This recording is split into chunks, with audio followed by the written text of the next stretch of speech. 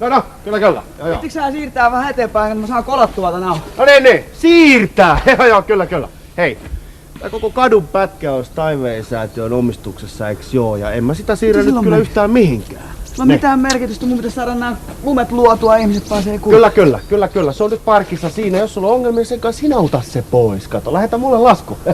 Rahaa palaa, joo, kyllä. Joo. Meidän äijä voittaa teidän äijä.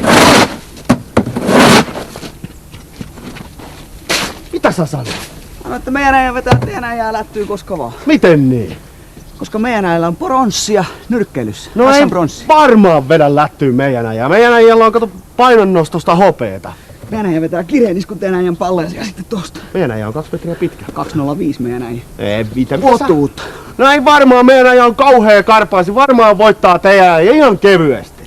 Teidän äijä on läski, meidän äijällä on pelkkää liästä, koska se on käynyt punttisalilla ja se on armeijassa. Mitä sä tuut tähän väittelee? Mitä sä teidän äijäs kanssa vaan jonkin kotios kasvaa? Mitä sä... Älä. Meidän äijä tulee vetään teidän äijää lättyäksi, se tullut ihan selväksi. Hoida sä vaan omat hommansa, me saa talikurppa kotios potkii sitä lumilapioos. Mitä sä tänne tuut sotkee kaikkia ihmisten asioita?